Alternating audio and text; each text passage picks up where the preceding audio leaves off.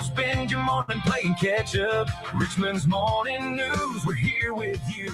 6 a.m. Let's start it up. Hey, good morning, everybody. It's 6:03 here on Richmond's Morning News. I'm Rich Herrera.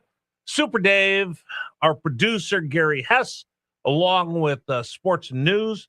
We've got you covered all morning long. All right, we got a lot of stuff we're going to talk about. I don't know about you, but I'm really starting to get fired up. I'm really starting to get excited. Dave, we are so close to July 4th, 2026 to celebrate America's 250th birthday. I'm starting to really feel it right now. What are we, about 7 days away now? I think so. Something like that? So. Yeah. Now, there's some people that are not going to celebrate the 4th of July. I feel bad for you. I will be going as red, white, and blue patriotic even more than I do on a daily basis. I'm excited about that. We're going to talk to a historian from Mount Vernon. They're going to have a really nice celebration.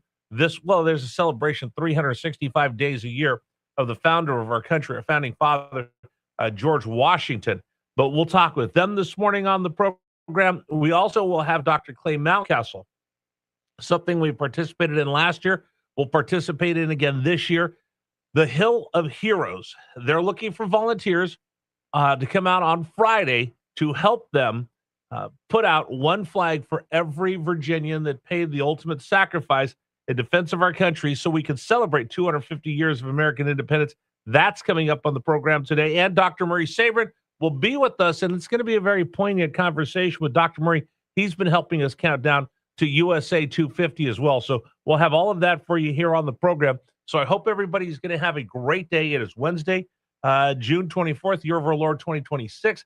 I also need to have a special thank you to a really great listener coming up on the program as well. So all of that is on the agenda for today. Don't forget, the 933 experiment goes on yesterday. I think was pretty spirited when we talked about, do you back in or do you pull straight in? Again, those of you that insist on backing into your parking spaces, you are menaces to society, but there's a lot of you that do that.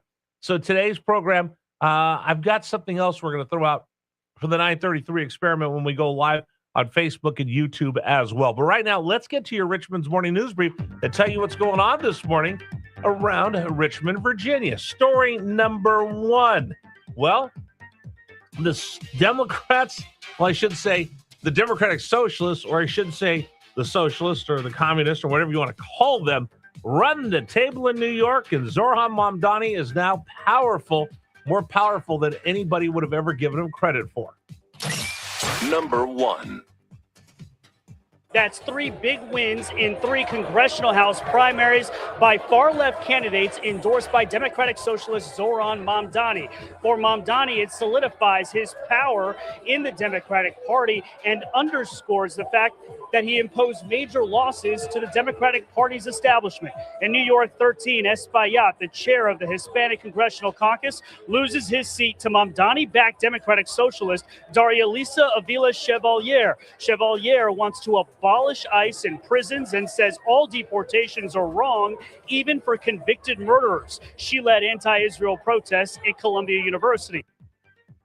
So the Democratic Socialists run the tables in New York. Here's what I'm going to ask you. If you're a Democrat, is this still your party?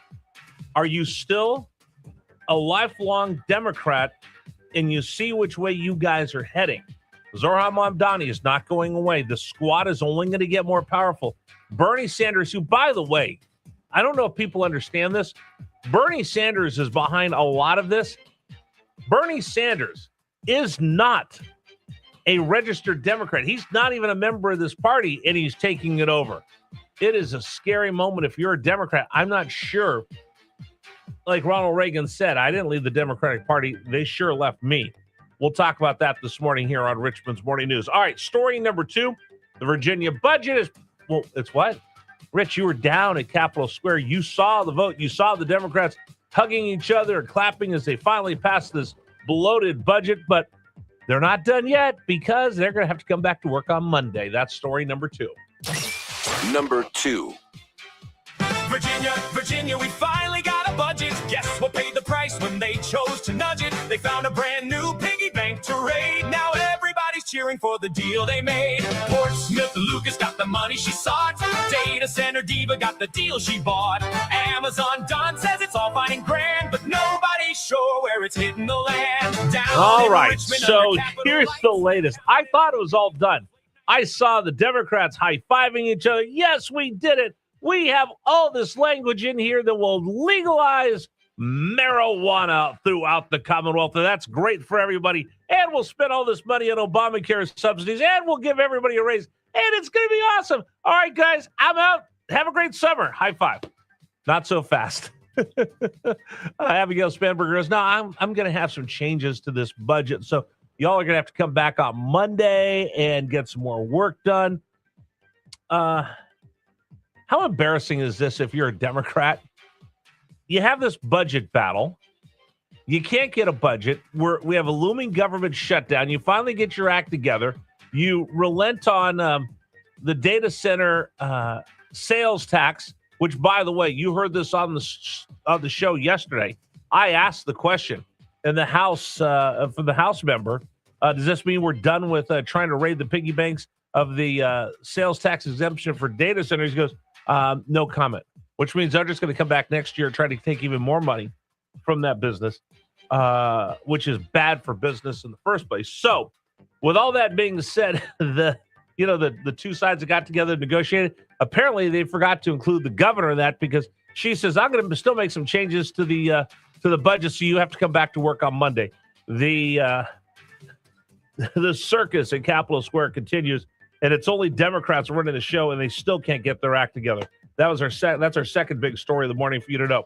All right, third story of the morning: Major League Baseball officially backs down on trying to punish players for writing Bible verses on their caps. Number 3. All right, I haven't really weighed in on this controversy, but I will now. So the San Francisco Giants, like a lot of teams, held a Pride Night. And instead of wearing their traditional caps, the Giants wore a cap with a rainbow flag on it. There's several players on the team didn't like it, didn't support it, went against their faith. And they had used the opportunity to write a Bible verse on their cap that they were being forced to wear. One player didn't even wear the cap because now I'm just going to put on my regular lid. And the backlash was severe from the left. And Major League Baseball said, hey, you guys aren't allowed to do that. Well, then Josh Hawley and the Senate stepped in and said, whoa, wait a minute. That's religious liberty. You can't tell them that they can't show their religious expressions on their baseball caps. Major League Baseball threatened to fine them and really kind of dropped the hammer on them. Didn't fine them, but we're just, kind of telling them, hey, watch your step. Don't mess around and find out. Well, now Major League Baseball's come out and said, well, yeah, we have a rule. You're not allowed to write anything on your caps, but we're really not going to fine them. So they back off. But the big question is, you tune into this show, you hear political opinions, you hear talk, you hear discussion of the news. When you watch television, do you want that? When you're watching a show, do you want that? Do you want that in a movie? When you go to a ball game, do you want to be lectured on politics and news by a ball player? When you go to a concert, do you want them to sing songs, or do you want them to stand there and tell you how great something is or how bad something is? When you go to see a movie and you're watching the movie star being introduced and interviewed about the new movie, do you want them to go into a whole tirade about this or that? Do we want to hear from these people? I'm going to throw that out this morning for you, because I think that's what we're going to get to for the 933 experiment. Do you want to hear what somebody in the entertainment or sports industry has to say about world politics? 833-804-1140, 833-804-1140, the number for you to join us on the James River Air text line. I'd be interested. Do you want to hear what politicians have to say about sports, or do you want to hear what sports stars, entertainers have to say about politics? I'd rather not. I'd rather just go and get entertained. I'd rather, if I pay all that money to see Bruce Springsteen, I'd rather have him sing and not lecture me. Maybe it's just me. I'd like to know what you think. 833-804-1140. All right, story number 4.